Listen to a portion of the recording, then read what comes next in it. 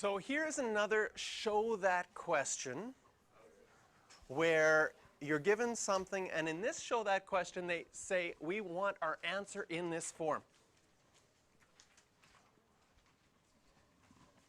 And we want to show that f prime is equal to something. So that's our first thing to tell us that we're going to need to find the derivative of our original function. So finding our derivative of f of x, we've got a difference, so we can take the derivative of each thing separate. Can you see that the first one, the 2 sine cubed x, is a chain rule? That you have sine of x inside of the cubed.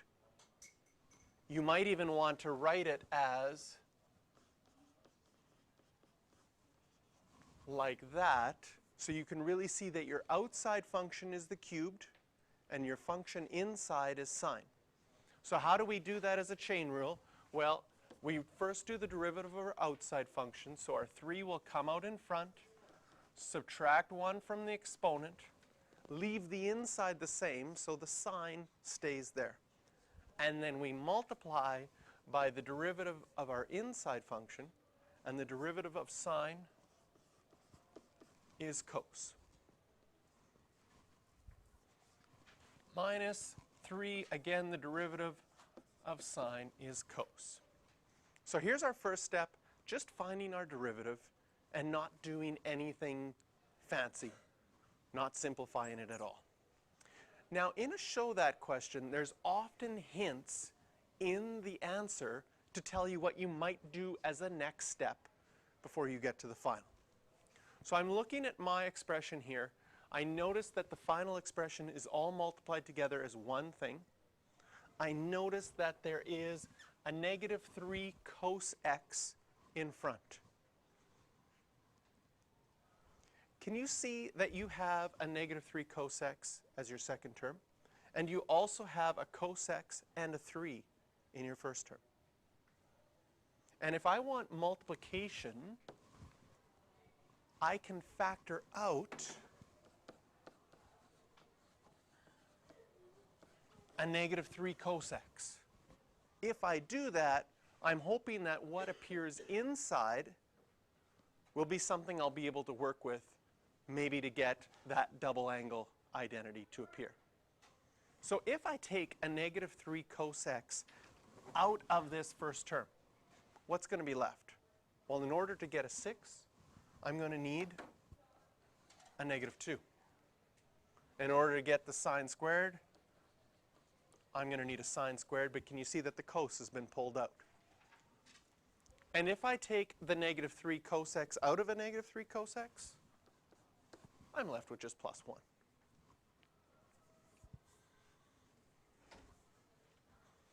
So what we have in short done is we've got the first part matched up. We just have this part left.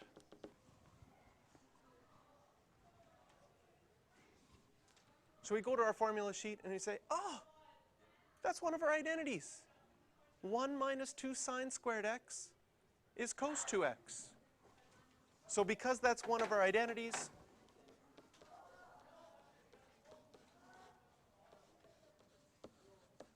we can change that, and now we are done. Woohoo! QED for, have you seen that before when you end a proof? You've showed what they wanted to show. Often in math proofs they have that at the end. It's short form for Latin, meaning what was asked to be shown has been shown, sort of, roughly translated. I think my Latin's not very good. I think you pronounce it something like quod erat demonstratum. But that's probably butchered. Oh well. Okay, so there is our first show that question. Example 5, another show that question. And the reason I have the word show that underlined, and I also have hence or otherwise underlined, is these are IB examination command words. So they want you to know when they say show that, you have to start with what you have originally and keep working with it until you get this as the answer. a hence or otherwise tells you that the answer you get is going to be used to find the next answer. But the fact that it says or otherwise allows you to use whatever method you want. If the question just said hence, you have to use what you figured out before to figure out the next part. And if you use another method, you will get 0. But the hence or otherwise allows you freedom to use. They're telling you as a hint, it's probably best to use what you just did. But if you come up with another way, that's fine as well. All right, so here is another show that question. dy dx is the derivative. So we're going to start by finding the derivative of our function. Can you see that it is a product rule? We have the square root of x multiplied by 3 minus x squared. So how do we do our product rule? We keep the first one the same. I'm going to write it as x to the half, multiplied by the derivative of the second one. Can you see that the second one is a chain rule? We've got 3 minus x inside of the squared. So we can bring the 2 out in front, subtract 1 from the exponent, and then multiply by the derivative of the inside. What is the derivative of the inside? -1. Plus, now we keep the second one the same, and multiply by the derivative of the first one. Okay.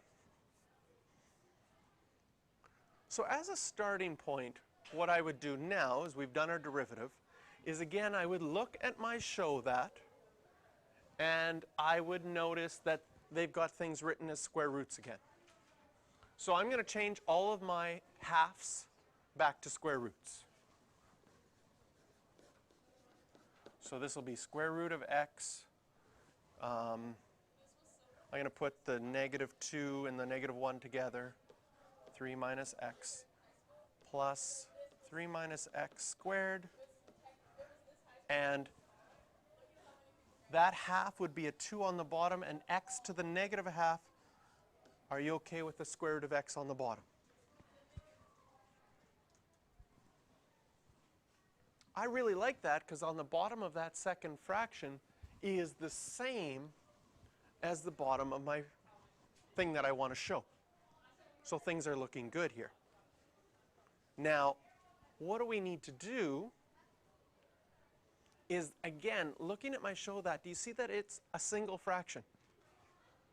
And looking at what I have here is I have 2 things added together. And I could make this first one a fraction over 1, but I still have 2 things added together. I don't have a single fraction.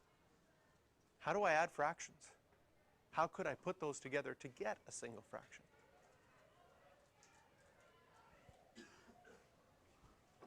What do you need to add fractions? Common denominator. So what would the denominator be between 1 and 2 root x? 2 root x. So I'm going to have to multiply the bottom of this by 2 root x and the top of this by 2 root x.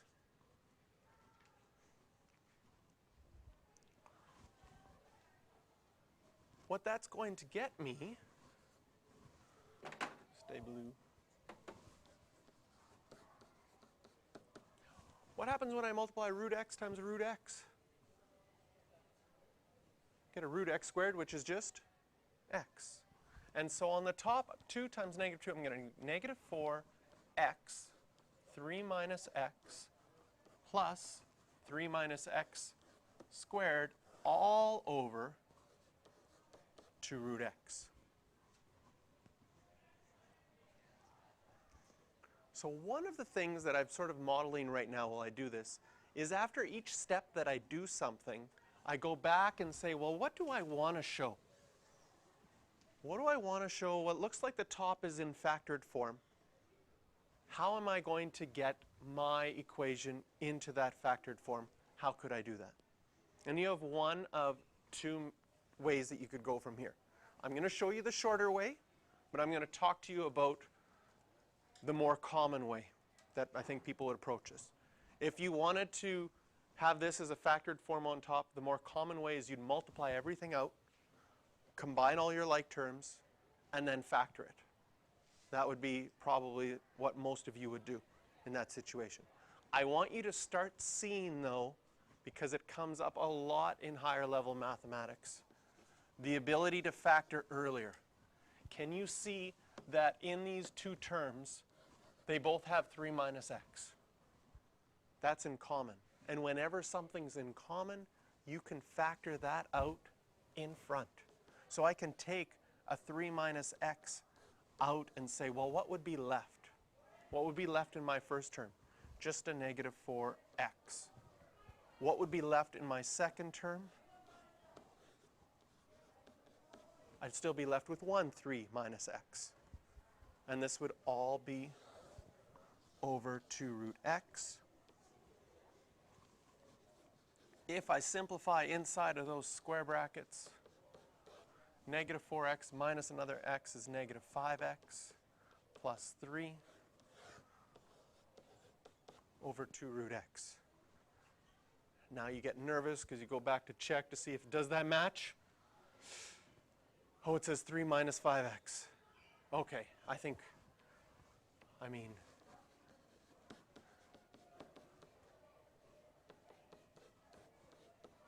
negative 5x plus 3 is really the same as 3 minus 5x.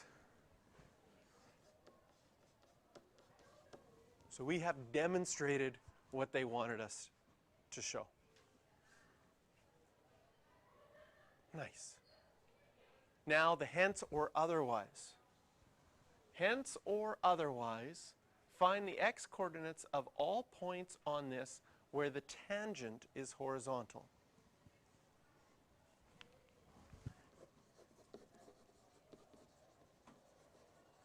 If the tangent is horizontal, what does that tell us about its slope? Horizontal line, slope is 0. If the slope is 0, we're trying to find out where the derivative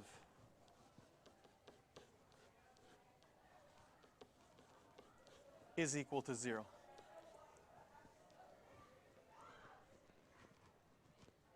And if you have a fraction equal to 0, the only time a fraction is equal to 0 is if your numerator is equal to 0. So what would make our numerator equal to 0? Well, x could be 3, or x could be 3/5.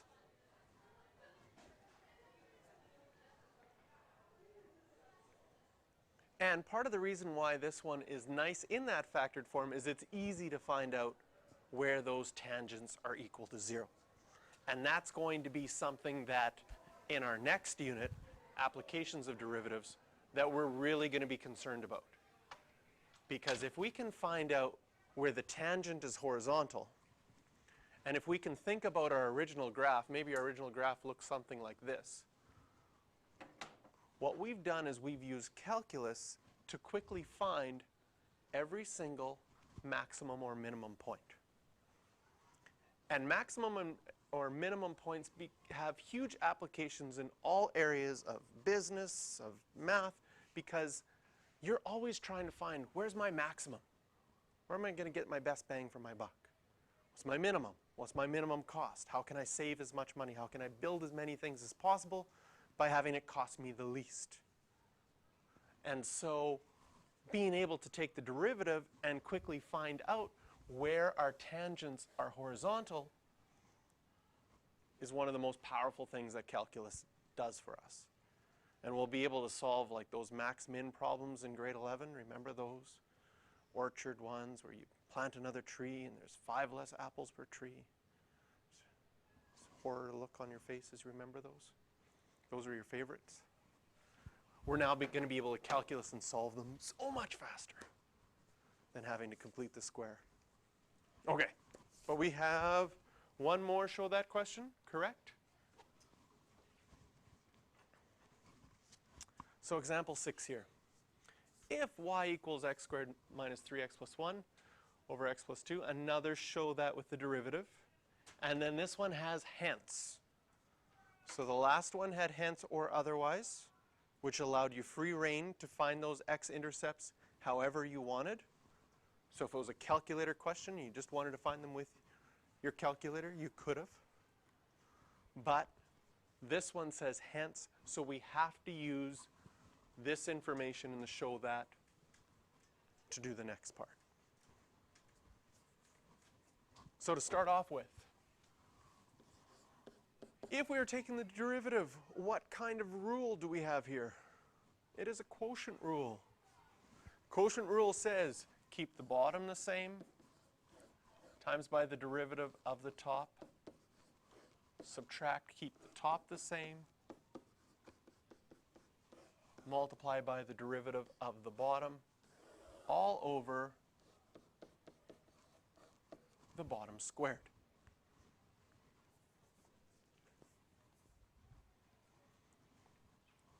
So now I've just run my normal quotient rule. I take a look at my equation right now. How does it match? Well, the bottom matches up perfect. And I've got a single fraction. So it looks like the only thing I need to do is simplify the top of my fraction and hope it matches up. Now for doing that, if I want to simplify this, I will have to multiply everything out. So I'm going to get x squared plus x minus 6 minus x squared minus 3x plus 1 all over x plus 2 squared.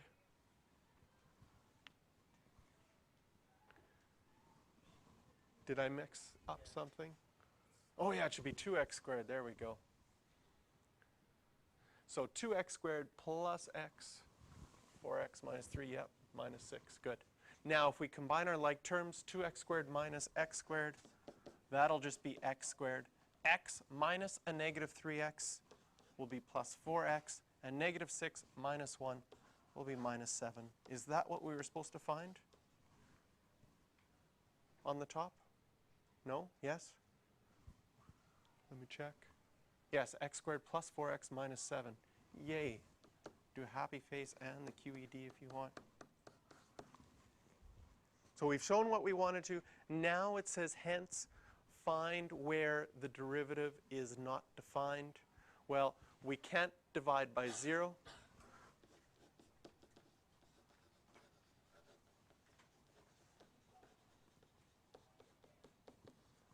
So it's undefined when x is equal to negative 2.